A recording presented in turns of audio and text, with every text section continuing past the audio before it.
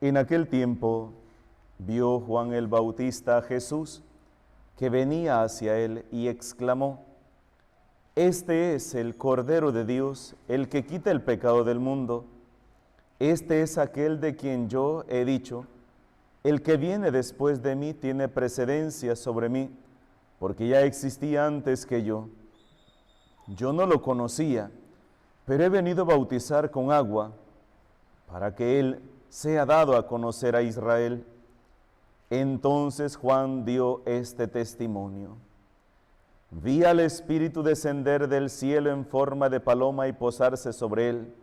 Yo no lo conocía, pero el que me envió a bautizar con agua me dijo: aquel sobre quien veas que baja y se posa el Espíritu Santo, ese es el que ha de bautizar con el Espíritu Santo. Pues bien, yo lo vi y doy testimonio de que este es el Hijo de Dios. Palabra del Señor. Por las palabras del Santo Evangelio sean perdonados nuestros pecados. Siéntese, por favor. Buenas tardes, hermanos y hermanas. Estamos haciendo una lectura continuada del Evangelio de San Juan, que hemos comenzado a leer. Se comenzó con el prólogo. Ayer escuchábamos a Juan, que es interrogado y da testimonio de que Él es quien ha sido enviado para preparar el camino del Señor. Yo he venido a preparar, yo no soy el Mesías, pero he sido enviado a preparar el camino del Señor. Para eso he venido. Y hoy aparece otro tema. Ayer hablábamos de aquel que prepara el camino del Señor. Y ¿se acuerdan que decíamos que tenemos una misión: preparar el camino del Señor, preparar en nuestro hogar para que Dios pueda entrar, preparar el corazón de los niños, de los jóvenes, preparar el corazón de una persona, para que pueda recibir al Señor. Cuando yo lo evangelizo, cuando yo lo catequizo, yo estoy preparando a esa persona para que pueda abrir su corazón. Pero aquí viene otro tema interesante: presentar a Jesús. Esta palabra es clave en el Evangelio de hoy. Cuando Juan vio que Jesús se acercaba, exclamó: Este es el Cordero de Dios, el que quita el pecado del mundo. Preparó a las personas, los preparó y les dijo: hay que prepararse, hay que purificarse de nuestro corazón, de nuestros pecados. Pero cuando Jesús estaba ahí, Él lo señaló y dijo: este es. Y me gustan las palabras que dice: este es el Cordero de Dios. El Cordero de Dios, el que quita el pecado del mundo. Este es. Me gusta esa frase. Estaba preparando la homilía, me puse a reflexionar sobre esta frase, ¿verdad? Que abarca tanto esta frase, porque acuérdense que el pueblo de Israel utilizaba corderos para sacrificarlos en el altar como una oblación, como un sacrificio por el perdón suyo, el pecado del pueblo. Pero era un cordero de ellos, lo compraban, ¿verdad? Y lo sacrificaban ellos. Pero ahora es Dios quien da un cordero. Y Juan lo presenta así, como el Cordero de Dios. El Cordero de Dios que viene a quitar el pecado del mundo. El que quite el pecado del mundo. ¿Cuántos de nosotros no hemos sabido presentar a Jesús verdaderamente como es en nuestra familia, en nuestra comunidad? Hay una frase que me gusta mucho que dice: Dios es misericordia. Dios es misericordia. Otra frase que se utiliza también es: Dios es amor. Y si Dios es amor, hemos sido capaces de presentar a ese Dios misericordia, a ese Dios amor, a ese Dios ternura en nuestro ambiente? No. Hermanos, hay tantas personas que hablan de la religión como un medio para maltratar, para humillar, para hacer mucho daño. Y perdón lo que voy a decir, pero es verdad. Han habido muchas personas que han entrado a la iglesia no porque verdaderamente quieran encontrarse con el Señor y convertirse en discípulos del Señor. Han habido muchas personas a través de la historia, y siguen habiendo y seguirán habiendo personas con el estilo de Judas que llegan a ver, que destruyen, que roban o de quién se aprovechan. Porque su Dios es su vientre, dice la palabra de Dios. Solamente buscan llenar sus bolsas y llenar su barriga, pero no les importa el Evangelio de Cristo. Sé que a veces nos escandalizamos, sé que a veces nos sentimos mal cuando de repente escuchamos, y no solamente de la iglesia católica, sino en iglesias protestantes también, ¿verdad? Escándalo de este pastor, escándalo de este cura o de esta religiosa, y escuchamos escándalos de tantas personas que entran a la iglesia muchas veces para ser motivo de piedra de tropiezo para los demás. Pero a veces nosotros, a veces los laicos, solamente se fijan en el escándalo que dio el pastor, en el escándalo que dio el cura, que dio la religiosa, y no nos fijamos en el daño que muchas veces hacen los mismos laicos a sus propios hermanos. Cuando dentro de la misma iglesia, dentro del mismo grupo, dentro de los mismos movimientos, somos rapaces, ¿verdad? No tenemos misericordia con el hermano. No nos medimos en la lengua para tirarle el machetazo al pobre cristiano, ¿verdad?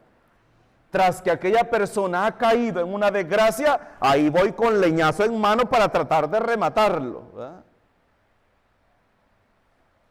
Se nos olvidó que Dios es misericordia. La palabra de Dios dice, misericordia quiero y no sacrificio. A veces pasamos en la misma iglesia dándonos golpes de pecho, aquí y afuera, dándole en el pecho al otro, ¿verdad? Se nos olvidó cuál es la vocación del verdadero cristiano. Hacer presente a Jesús, hacer presente a Dios en nuestra realidad. Acuérdense, los primeros cristianos se reconocían como cristianos no tanto por lo que decían, sino por cómo vivían. De hecho, el libro de los Hechos de los Apóstoles nos habla, Hechos 4:32 nos dice que los paganos identificaban a los cristianos por la forma como vivían, cómo se trataban. Y hoy, los que no son de iglesia se burlan de los que muchas veces estamos dentro de la iglesia, porque pasamos mordiéndonos a diestra y siniestra. Entonces díganme una cosa, ¿cómo una persona que está lejos de la iglesia, que no está metida en la iglesia, va a sentir ganas de ir a la iglesia si él mismo está viendo cómo nos devoramos mutuamente? Va a decir, ¿yo para qué voy a ir a ese movimiento? Miren cómo se tratan, cómo se humillan, cómo se maltratan. ¿Y yo para qué voy a ir a la iglesia si al mismo cura no lo respetan? Oigan cómo lo tratan, cómo dicen, cómo hablan del pobre sacerdote, y ya mucho menos de mí que voy a llegar ahí, que vengo de una vida de por allá. No, mejor ni me acerco. Aquí estoy galán, miren. Mejor me quedo aquí escondido que no me miren.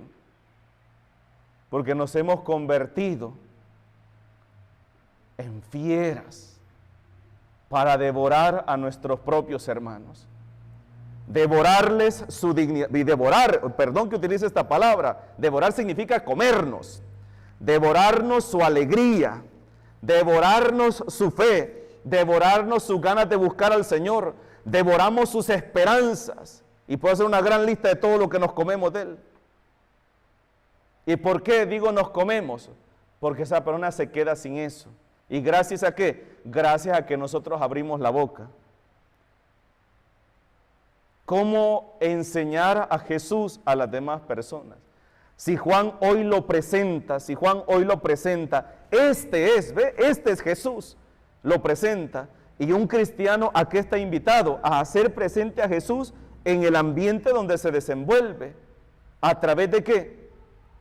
A través de su testimonio, a través de su testimonio de vida, a través de cómo trata a su hermano en su hogar. ¿Cómo hacemos presente a Jesús en nuestro propio hogar? ¿Cómo le presentamos a Jesús a los niños, a los jóvenes? Hermanos, yo ya llevo 13 años de sacerdote y jamás nadie se ha confesado conmigo y me ha dicho: Padre, me acuso de haber calumniado a Dios y haberle levantado un falso testimonio. Nunca nadie se ha confesado por eso. Y yo quiero preguntarles algo. ¿Levantar un falso testimonio es pecado? Sí, es pecado. ¿Y si lo levantamos a Dios? ¿Ah? Más grande todavía. ¿Y cuántos de nosotros no calumniamos a Dios? Cuando de repente le pasó algo a alguien, ¿ves? Dios te castigó por andar en eso.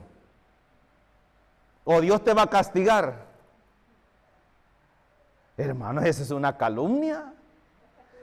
Y saben que desde pequeñitos vamos inculcándole eso a Dios, a los niños, a los jóvenes. Dios te va a castigar. Por desobediente, Dios te va a castigar. Si no te vas a subir a ese mango, a bajar, ¿verdad?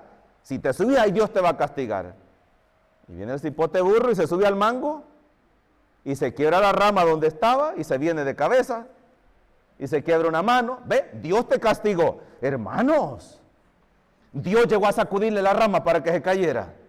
No. ¿Y cuántas veces nosotros decimos eso, ve? Porque no hemos aprendido a reconocer, y aquí es donde deberíamos actuar nosotros, y empezar a evangelizar y a catequizar y decirle: hijo, cada acción va a traer una consecuencia. Si su decisión es mala, si su elección es mala, va a venir una consecuencia mala tarde o temprano. Y no porque Dios lo está castigando, no porque Dios lo está castigando. Como aquella muchacha desobediente que tanto que le dijo la mamá: hija, no le haga caso a ese hombre, mire, ese hombre es bolo, ese hombre es bravo, le va a dar duro. Entonces después, cuando ya anda sin dientes, ¿verdad? Y toda pescociada, ¿verdad? Y el hombre le pone mujeres enfrente a ella y un desorden, ¿verdad? Miren, por desobediente Dios me castigó. No, hermanita. Dios no la está castigando con el marido burro que usted se buscó. Nadie la casó a la fuerza. Usted solita, mire. Solita y solito buscó esa soga y se la puso. No le esté echando la culpa a las demás personas de sus malas decisiones.